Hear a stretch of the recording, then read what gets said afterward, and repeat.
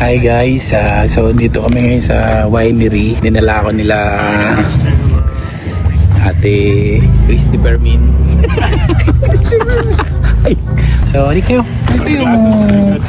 yung lugar kung saan pag gumanong ka rito, Ilona to, BC, Ilona, BC. Ang may-ari nitong winery na to ay uncle ni Michael Jackson. Building ayun, reburto niya. Diyan kinuha ni Michael Jackson yung style niya na gumagano sa concert. Nasa ano siya, nasa tuktok ng building. Suy, pero nga nasuka. Pero nga nasuka. Guys, nakita niyo yung lake na yan, no? Ngayon lang ako nakakita ng vlog na may maingay sa likod. Yung maleta kasi hindi binabalik. Pinag-aawayan yung maleta ng iba eh. Pag kasi may nagtago ng maleta, iiwan nyo na. Huwag nyo nang dali sa trabaho nyo. Hindi nyo nga papakinig. Pinali yung maleta ko eh. Tada mo. Nagbablog ako rito ng, ano, ang lake na to ay tawag dyan sa lake Nanay.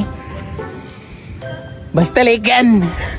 Kelowna Lake. Kelowna Lake. Siyempre, nasa Kelowna tayo. Alam ka na naman Vancouver Lake yan. Malala ka din. Kelowna Lake. Pinakamadaling vlog, di ba? Kung nasan kayo ng pangalan ng lake. Kelowna Lake. Mission Lake. Mission Lake? Okay, sige. Diyan nalaglag si Tom Cruise. Mission Impossible.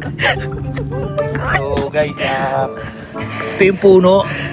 Kung saan, ito yung pinakamalaking grapes na puno. Gaganyan kalalaki o parang pakwan. Yung isang bunga ng grapes, nakakagawa siya ng 6 na wine. Ito, yan ang pinakamalaking grapes. Ba't walang dahon? Wala talagang dahon yan kasi nga, matanda na yan eh. Nakakita ka ba ng matandang may buhok? Albo na nga eh. So ito yung chapel. Ganito rin yung Victoria eh. Winery. So guys, ito yung mga ubas. Kita nyo, wala pa siya. Buto pa lang sila eh. Buto pa lang. Magiging ubas pa lang yan.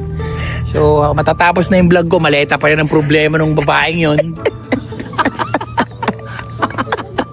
Ayaw ko na, puputulin ko na yung vlog ko. Ingay eh. See you guys!